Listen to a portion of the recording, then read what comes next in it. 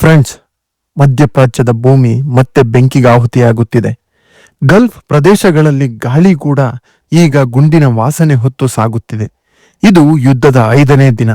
ಆದರೆ ಈ 5 ದಿನಗಳು ಅಲ್ಲಿನ ಜನರಿಗೆ 5 ವರ್ಷಗಳಂತೆ ಭಾಸವಾಗುತ್ತಿವೆ. ಈಗ ಕಳೆದ 4 ದಿನಗಳಲ್ಲಿ ನಾವು ನೋಡಿದ್ದು ಕೇವಲ ಆರಂಭ ಮಾತ್ರ. ಇಂದು ಪರಿಸ್ಥಿತಿ ಸಂಪೂರ್ಣವಾಗಿ ಬದಲಾಗಿದೆ. ಇಡೀ ಜಗತ್ತಿಗೆ ಗೊತ್ತಿಲ್ಲದ ಇರಾನ್ನ ಒಂದು ರಹಸ್ಯ ಅಣು ಕೇಂದ್ರವನ್ನು ಇಸ್ರೇಲ್ ಧ್ವಂಸ ಮಾಡಿದೆ ಎಂದು ವರದಿಗಳು ಬಂದಿದೆ. ಇತ್ತ ಇರಾನ್ನಲ್ಲಿ ಅಧಿಕಾರದ ಪೈಪೋಟಿ ಹೆಚ್ಚುತ್ತಾ ಹೋಗುತ್ತಿದೆ. ಹೊಸ ಸುಪ್ರೀಂ ಲೀಡರ್ ನೇಮಕವಾಗಿರುವ ಸುದ್ದಿ ಅಂತಾರಾಷ್ಟ್ರೀಯ ರಾಜಕೀಯ ವಲಯವನ್ನು ಕದಡಿದೆ. ಇನ್ನು ಸ್ಟ್ರೈಟ್ ಆಫ್ ಹಾರ್ಮೋಸ್ ಜಲಸಂಧಿಯಲ್ಲಿ ಭಾರತೀಯ ಹಡಗುಗಳು ಸಿಲುಕಿಕೊಂಡಿವೆ. ಜಾಗತಿಕ ತೈಲ ಮಾರುಕಟ್ಟೆ ನಡುಗಿದೆ. ಅಮೆರಿಕ ಅಧ್ಯಕ್ಷ ಡೊನಾಲ್ಡ್ ಟ್ರಂಪ್ ಮತ್ತಷ್ಟು ಕಠಿಣ ನಿರ್ಧಾರಗಳತ್ತ ಮುಖ ಮಾಡಿದ್ದಾರೆ. ಫ್ರೆಂಡ್ಸ್, ಇವತ್ತಿನ ಈ ವಿಷಯದ ವರದಿಯಲ್ಲಿ ಯುದ್ಧದ 5ನೇ ದಿನದ ಪ್ರತಿಯೊಂದು ಕ್ಷಣದ ಅಪ್ಡೇಟ್, ಪ್ರತಿಯೊಂದು ಸ್ಫೋಟದ ಹಿನ್ನೆಲೆ, ಪ್ರತಿಯೊಂದು ರಾಜಕೀಯ ನಡೆಗಳ ಅರ್ಥ ಎಲ್ಲವನ್ನೂ ವಿವರವಾಗಿ ನೋಡುತ್ತಾ ಹೋಗೋಣ. ಇನ್ನು ಯುದ್ಧದ ಆರಂಭದಲ್ಲಿ ದಾಳಿಗಳು ಮುಖ್ಯವಾಗಿ ಸೇನಾ ನೆಲೆಗಳಿಗೆ ಮಾತ್ರ ಸೀಮಿತವಾಗಿದ್ದವು. ಆದರೆ ಈಗ ಪರಿಸ್ಥಿತಿ ಸಂಪೂರ್ಣವಾಗಿ ಬದಲಾಗಿದೆ. ಮಂಗಳವಾರ ರಾತ್ರಿ ಇಸ್ರೇಲ್ ಬ್ರಾಡ್ ವೇವ್ ಅಟ್ಯಾಕ್ ಎಂಬ ಹೆಸರಿನಲ್ಲಿ ಅತ್ಯಂತ ದೊಡ್ಡ ಕಾರ್ಯಾಚರಣೆಯನ್ನು ಆರಂಭಿಸಿದೆ.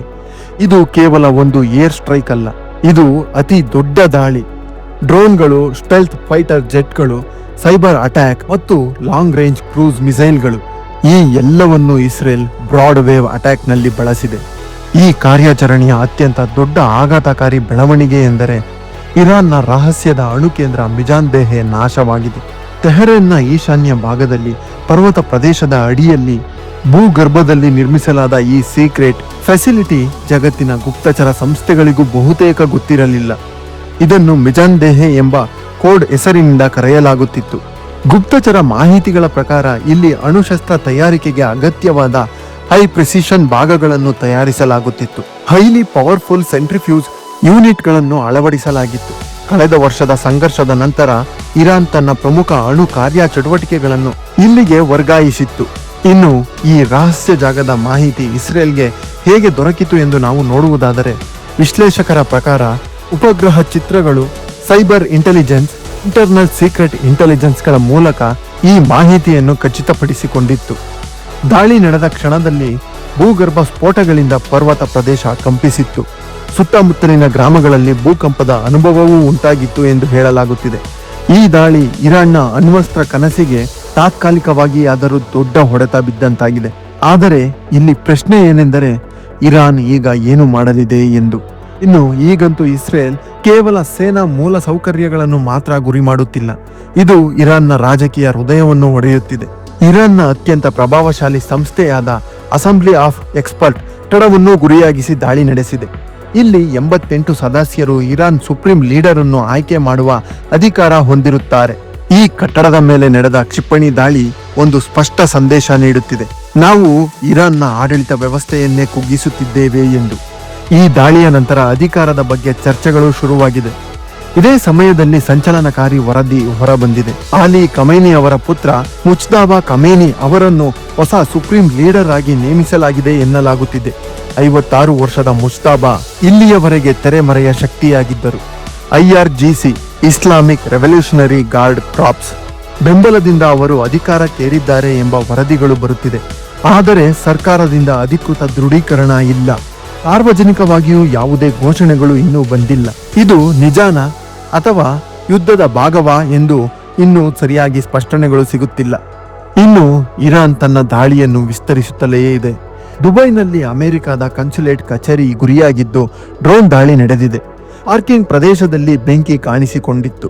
ಕತಾರ್ನಲ್ಲಿದ್ದ ಅಮೆರಿಕದ ಅತಿ ದೊಡ್ಡ ಸೇನಾ ನೆಲೆ ಅಲ್ ಉದೈದ್ನ ಮೇಲೆ ಬ್ಯಾಲಿಸ್ಟಿಕ್ ಮಿಸೈಲ್ ಹಾಕಲಾಗಿದೆ.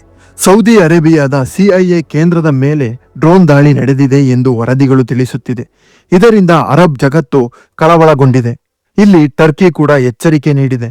ಸೌದಿ ಸೇನಾ ಕ್ರಮದ ಸೂಚನೆಯನ್ನು ನೀಡುತ್ತಿದೆ. ಈಗ ಇದು ಪ್ರಾದೇಶಿಕ ಯುದ್ಧದ ಹಂತ ತಲುಪುತ್ತಿದೆ.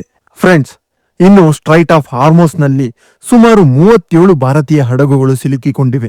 1100ಕ್ಕೂ ಹೆಚ್ಚು ಭಾರತೀಯ ನಾವಿಕರು ಸಮುದ್ರದ ಮಧ್ಯೆಯೇ ನಿರೀಕ್ಷೆಯಲ್ಲಿದ್ದಾರೆ. ಇರಾನ್ ಈ ಜಲಸಂಧಿಯನ್ನು ಬಂದ್ ಮಾಡಿದೆ. ನಿಯಮ ಉಲ್ಲಂಘಿಸಿದರೆ ಹಡಗುಗಳನ್ನು ಮುಳುಗಿಸುವ ಎಚ್ಚರಿಕೆಯನ್ನು ನೀಡಿದ್ದಾರೆ. ಭಾರತದ ತೈಲ ಆಮದು 85% ವಿದೇಶದಿಂದಲೇ ಆಗುತ್ತದೆ. 60% ಗಲ್ಫ್ ರಾಷ್ಟ್ರಗಳಿಂದ ಆಗುತ್ತದೆ. ಯುದ್ಧ ಮುಂದುವರೆದರೆ ತೈಲ ಬೆಲೆ ಏರಿಕೆಯಾಗುವ ಸಾಧ್ಯತೆ ಇದೆ. ಸಾರಿಗೆ ವೆಚ್ಚ ಏರಿಕೆಯಾಗುತ್ತದೆ. ದೈನಂದಿನ ವಸ್ತುಗಳ ಬೆಲೆ ಕೂಡ ಏರಿಕೆಯಾಗುತ್ತದೆ.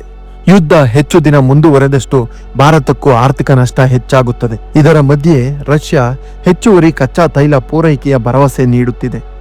ಇನ್ನು ಅಮೆರಿಕ ಈಗ ಸಂಪೂರ್ಣವಾಗಿ ಯುದ್ಧದ ಮೋಡ್ನಲ್ಲಿದೆ. 17 ಇರಾನ್ ಹಡಗುಗಳನ್ನು ಮುಳುಗಿಸಿದೆ.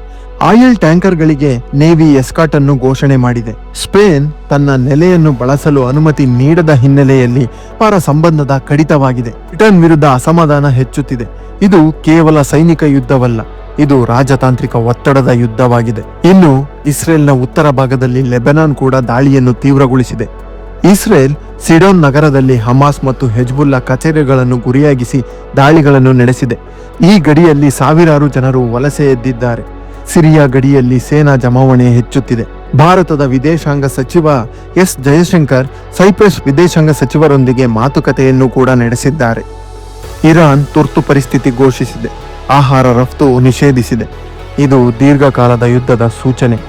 ಇಲ್ಲಿ ನಮಗೆ ಅನೇಕ ಪ್ರಶ್ನೆಗಳು ಕಾಡುತ್ತಿದೆ. ಇರಾನ್ನ ಪ್ರತಿಕ್ರಿಯೆ ಎಷ್ಟು ಭೀಕರವಾಗಿರಬಹುದು? ಹೊಸ ಸುಪ್ರೀಂ ಲೀಡರ್ ನಿಜವೇ? ಸ್ಟ್ರೈಟ್ ಆಫ್ ಹಾರ್ಮೋಸ್ ಯಾವಾಗ ತೆಗೆಯಬಹುದು? ಭಾರತೀಯ ನಾವಿಕರು ಸುರಕ್ಷಿತವಾಗಿ ಮರಳುತ್ತಾರಾ? ಇದನ್ನೆಲ್ಲ ಈಗ ಇಡೀ ಜಗತ್ತು ಕಾದು ನೋಡುತ್ತಿದೆ. ಫ್ರೆಂಡ್ಸ್, ನಿಮ್ಮ ಅನಿಸಿಕೆ ಅಭಿಪ್ರಾಯಗಳನ್ನು ಕೆಳಗೆ ಕಾಮೆಂಟ್ ಬಾಕ್ಸ್ನಲ್ಲಿ ತಿಳಿಸಿ. ಈ ಮಾಹಿತಿ ಇಷ್ಟವಾದರೆ ವಿಡಿಯೋಗೆ ಲೈಕ್ ಮಾಡಿ, ಶೇರ್ ಮಾಡಿ, ಚಾನಲ್ಗೆ ಸಬ್ಸ್ಕ್ರೈಬ್ ಮಾಡಿ ಮತ್ತು ಬೆಲ್ ಐಕಾನ್ ಅನ್ನು ಒತ್ತಿ. ಮತ್ತಷ್ಟು ಅಪ್ಡೇಟ್ಗಳೊಂದಿಗೆ ಮತ್ತೆ ಭೇಟಿ ಮಾಡುತ್ತೇನೆ. ಧನ್ಯವಾದಗಳು.